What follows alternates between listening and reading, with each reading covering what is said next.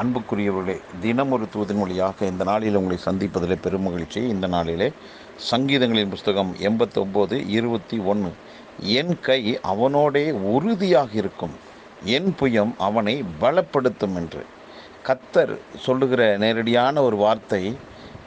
அருமையான தாவீதின் மேலே கர்த்தருடைய கரம் எப்படி இருக்குமா, அவனோடே தாவீதோடு உறுதியாக இருக்குமா, அந்த கரம் அவனை பலப்படுத்தும் என்று. அப்போ தாவீதின் தேவன் நம்முடைய தேவன்தான். நமக்காகவும் சொல்லப்பட்ட ஒரு வார்த்தையாகவும் நாம் இதை எடுத்துக்கொள்ளலாம். அப்போது கர்த்தருடைய கரம் என் மேலே உறுதியாக இருக்கிறது, அவருடைய புயம் என்னை பலப்படுத்தும் என்று.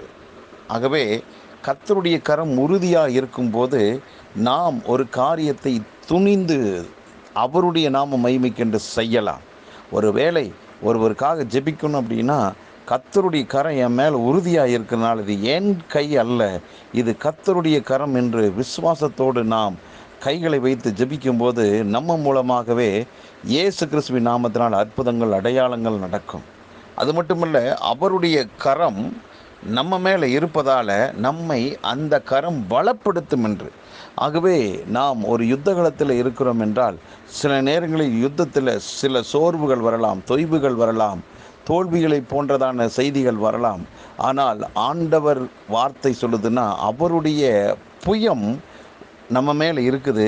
அந்த புயம், அந்த கரம் என்ன செய்யுமா, நம்மளை பலப்படுத்தும் என்று.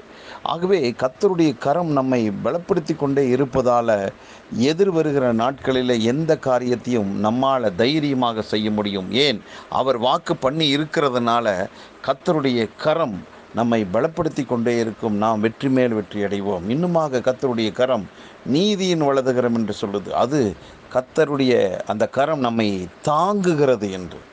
கர்த்தருடைய கரம் உருவாக்கும் சக்தியை உடையது என்று. இப்படி பல்வேறு விதங்களிலே கர்த்தருடைய கரத்தை குறித்து வேதத்தில் பல இடங்களிலே சொல்லப்பட்டிருக்கிற காரியங்களை பார்க்க முடியும். ஆகவே இந்த வார்த்தை கேட்டுக்கொண்டிருக்கிற தேவ ஜனமே, கர்த்தருடைய கரம் நம்மேல் இருப்பதால் தைரியமாக ஜெபிக்கலாம், தைரியமாக ஒரு தொழிலை, புதிய தொழிலை தொடங்கலாம், ஒரு புதிய காரியத்தை செய்யலாம். ஏனென்றால் அவரின் கரம் நம்மை பலப்படுத்தும்.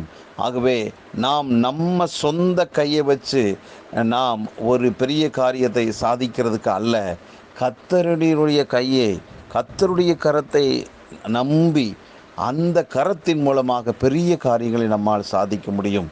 ஆகவே நீங்கள் கையிட்டு செய்கிறதெல்லாம் அவருடைய கரம் கூட இருப்பதால் அது எல்லாம் வாய்க்கும்.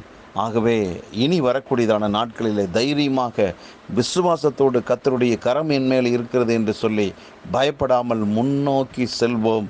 வெற்றி நமதாக மாறிக்கொண்டே இருக்கும். கவலைப்படாதீர்கள், கலங்காதீர்கள். கர்த்தருடைய கரம் நம்மேல் இருக்கிறது. ஜெபிக்கலாம். நல்ல பிதாவே, ஆண்டவரே, நீர் எங்களுக்கு கொடுத்த நல் வார்த்தைக்காக நன்றி. இந்த நாளிலே ஆண்டவரே, உம்முடைய கரம் ஆண்டவரே எங்கள் மேல் இருப்பதற்காக நன்றி செலுத்துகிறோம் அப்பா. உறுதியாக இருக்கிறது என்று நீர் வாக்கு பண்ணுகிறீர். ஆகவே நாங்கள் உறுதியாக இருப்பதால் அதை எதை கண்டு நாங்கள் பயப்பட வேண்டிய அவசியம் இல்லை. உங்கள் கரம் எங்களை பலப்படுத்தி கொண்டே இருப்பதால் நாங்கள் இனி சோர்ந்து போகாதபடி கரத்தின் பலத்தினால் வாழ்ந்து சுகமாயிருப்போம். இந்த வார்த்தை கேட்டுக்கொண்டிருக்கிற ஒவ்வொருவரும் எந்த ஒரு காரியத்தை ஆரம்பிக்கும் போது கர்த்தருடைய கரம் இருக்கிறது, நான் தைரியமாக முன் செல்வேன் என்ற விசுவாச நடை நடக்கட்டும். வெற்றி மேலே வெற்றியை காணட்டும். கர்த்தர் அப்படிப்பட்ட வெற்றியை எங்களுக்கு தந்ததுக்காக நன்றி. இந்த நாள் ஒரு ஆசீர்வாதமான நாளாய் அமைவதாக. இயேசு கிறிஸ்துவின் நாமத்தில் ஜெபிக்கிற நல்ல பிதாவே, ஆமென்.